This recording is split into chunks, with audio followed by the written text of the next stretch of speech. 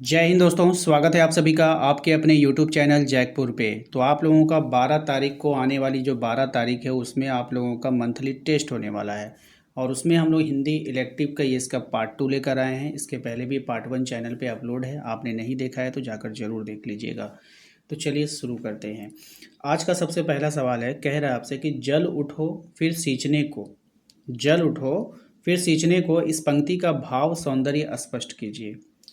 देखिए इस पंक्ति जो है ये वाला जल उठो फिर सींचने को, इसमें कह रहा है कि कवि निराला संघर्ष को जीवन का सत्य मानते हैं। यानी कि जो संघर्ष है, जो स्ट्रगल है, वही हकीकत है। बिना स्ट्रगल का आज तक किसी को कुछ मिला नहीं है। तो कवि निराला ये मानते हैं कि स्ट्रगल बहुत ज़रूरी है। वे परिस्थितियों पर मानव विजय को आकांक्षाओं की कवि हैं। निराशा और संघर्ष के बीच मनुष्य को नव जागृति की चेतना प्रदान कर रहे हैं। क्या कर रहे हैं? चेतना प्रदान कर रहे हैं।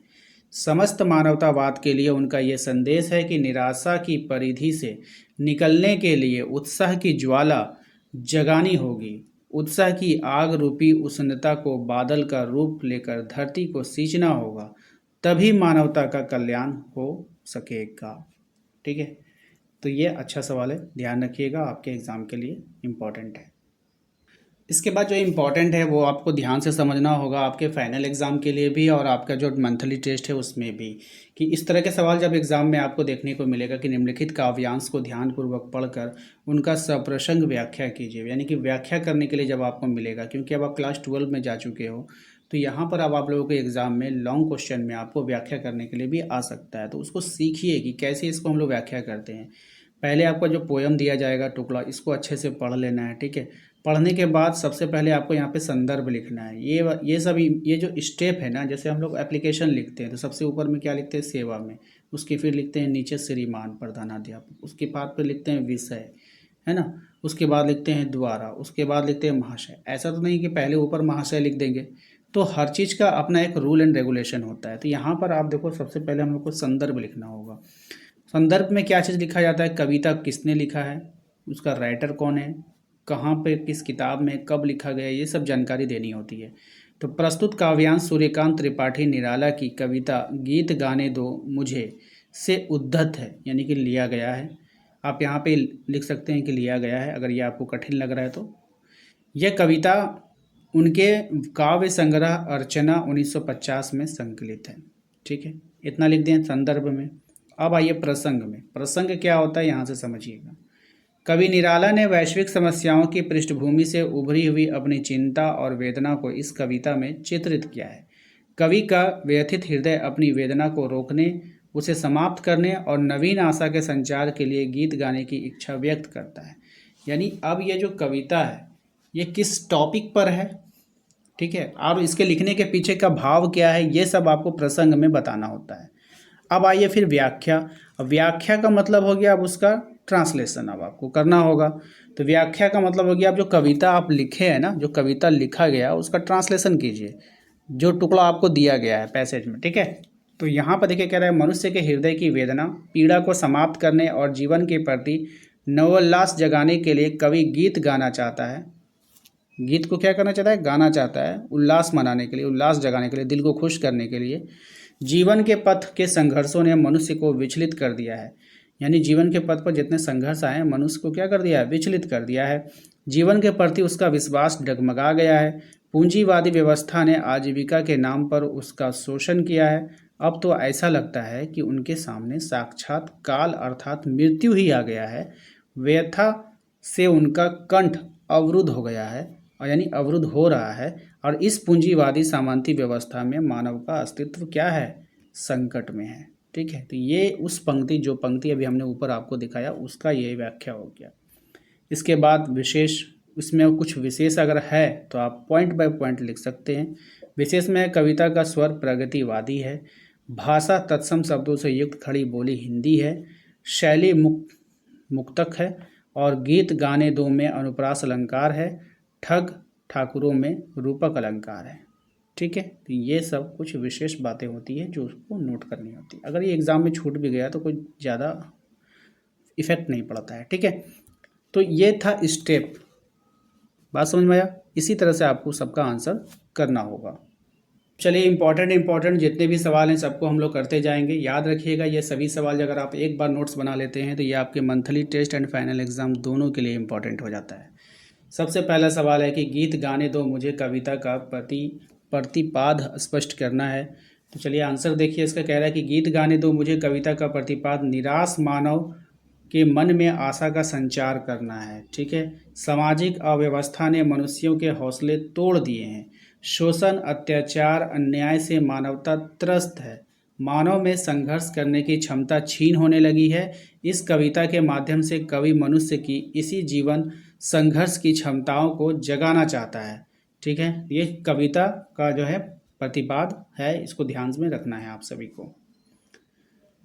कह रहा है कि गीत गाने दो मुझे कविता में चित्रित सामाजिक स्थितियों का वर्णन कीजिए। मोस्ट इंपॉर्टेंट रहेगा आपके एग्जाम के लिए ये वाला सवाल। तो गीत गाने दो मुझे कविता में कवि ने स्पष्ट किया है कि आज की सामाजिक स्थिति अत्यंत विषम एवं शोचनीय है। आज का जितने भी परिस्थिति बना हुआ है ये क्या है, विषम परिस्थिति है और शोचनीय है। भाई सोचने के लायक नहीं सोचोगे तो फिर दिक्कत होगी। संघर्षशील व्यक्ति जो होता है संघर्ष और परिश्रम के बाद भी जीवन की उचित सुविधाएं नहीं प्राप्त कर सकता है। समाज में पूंजीवादी सामान्य वर्ग का बोलबाला है। उनकी लालची निगाहों में जनता कैद है। वो चाह कर भी अपने अस्तित्व की रक्षा नहीं कर पा रही है, जिसके कारण लोगों में निराशा फैल गई है। ठीक है। तो ये वाला पॉइंट आपको नोट कर लेना है। ठीक है। नेक्स्ट सवाल देखिए। कह रहा है कि गीत गाने दो मुझे वेदना को रोकने को पंक्ति का काव्य सौंदर्य स्पष्ट करना है, यानी इसका काव्य सौंदर्य बताइए। तो गीत गाने दो मुझे कविता में कवि निराला का स्वर प्रगतिवादी है। वो सांस्कृतिक छल प्रपंचों से दुखी है और उससे मुक्ति पाने के लिए गीत गाना चाहता है। काव्यांश की भाषा तत्सम शब्दों में युक्त खड़ी बोली है और शैली मुक्तक है। गीत गाने दो में अनुप्रास अलंकार है, ये बात को ध्यान में रखनी है। तो देखिए ये सब जो है ना, ये सब जो हर क्वेश्चन में आप देख रहे हो तो ये सब कभी कभी आपको ऑब्जेक्टिव में दिखेगा। अगर आपको याद रहेगा तो फिर टेंशन वाली बात ही नहीं है। ठीक है। आइए। कह रहा बुझ गई लो पृथा की, जल उठो फिर सींचने को, पंक्ति का भाव स्पष्ट करना है। ठीक है। अब इस पंक्ति का भाव दीजिए आप। तो यहाँ पे देखिए प्रस्तुत काव्यांश में कवि ने पतनशील संसार में लुप्त मानव मूल्यों की बात करते हुए मानव को दिशा निर्देश करने के लिए प्रेरित किया है।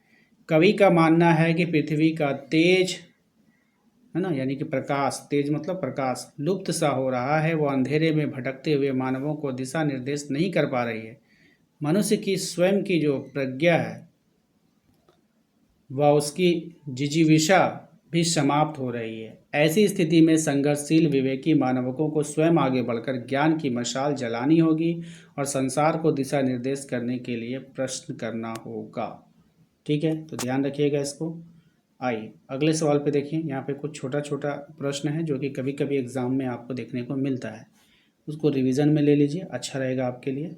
पहला सवाल देखिए। यहाँ पे कह रहा है कि गीत गाने दो मुझे कविता निराला के किस काव्य संग्रह में संकलित है। तो गीत गाने दो मुझे कविता निराला द्वारा रचित काव्य कृति अर्चना में संकलित है। ध्यान रखना है। गीत गाने दो मुझे कविता निराला का स्वर किस विचारधारा से अभिव्यक्त करता है। तो गीत गाने दो मुझे कवि निराला का स्वर प्रगतिवादी विचारधारा की अभिव्यक्ति करता है, जिसमें वे पूंजीवादी सामंती व्यवस्था के शोषण के विरुद्ध अपनी आवाज़ मुखर करते हैं। अगला सवाल है आपका पाथेय शब्द का क्या अर्थ है। तो पाथेय शब्द का जो अर्थ होता है सबल और अथवा सहारा होता है।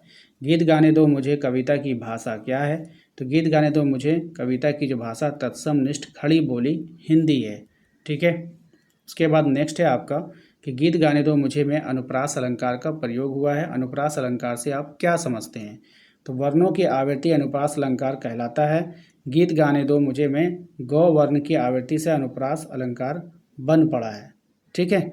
यानी कि एक एक वर्ड जो है अगर जो बार बार रिपीटिशन में आता है, जैसे गीत गाने दो मुझे में, तो यहाँ पे दो गीत गाने है ना, तो यहाँ पे जो वर्ण है वो रिपीटिशन हो रहा है, इसी कारण से ये जो है अनुप्रास अलंकार हो जाता है। क्वेश्चन आइए यहाँ पे थोड़ा सा 2 4 5 ऑब्जेक्टिव आपको दिया, उसको भी देख ही लीजिए कि मुक्त छंद के प्रवर्तक कवि कौन माने गए हैं, है ना। तो मुक्त छंद के जो प्रवर्तक कवि होते हैं यह है सूर्यकांत त्रिपाठी निराला। निराला द्वारा संपादित पत्रिका कौन सी है। बहुत ही अच्छा सवाल है। तो ये है मतवाला। क्या हो जाएगा, मत वाला हो जाएगा। ठीक है, ध्यान में रखना है। कवि के निराला के बचपन का नाम क्या है? कवि निराला के जो बचपन है उनका नाम बताना है, तो सूर्य कुमार। क्या नाम है उनका? सूर्य कुमार है। आ रहा है काल, देखो पंक्ति में काल का अभिप्राय क्या है? तो इसमें जो काल का जो अभिप्राय होगा वो हो जाएगा आपका मृत्यु। काल का अभिप्राय क्या हो जाएगा? मृत्यु हो जाएगा। भर गया है जहर से, भर गया है जहर से में जहर से कवि का क्या तात्पर्य है? तो ये हो जाएगा आपका निराशा। क्या हो जाएगा? निराशा हो जाएगा। तो दोस्तों आप लोगों का ये जो पाठ था, पार्ट 2 गीत गाने 2, ये आपका हो चुका है कंप्लीट। आशा करते हैं आप लोगों को आज का ये वीडियो पसंद आया होगा। वीडियो को लाइक जरूर कीजिएगा। साथ ही साथ चैनल पे पहली बार विजिट कर रहे हैं, सब्सक्राइब करके घंटी वाले आइकन को प्रेस कर लीजिए। इसके अलावा आप हमारे व्हाट्सएप ग्रुप को ज्वाइन करना चाहते हैं तो डिस्क्रिप्शन में जाइए, वहाँ पर आपको लिंक मिल जाएगा। नहीं मिला तो फिर आप दिए गए नंबर पर भी संपर्क कर सकते हैं। Thank you.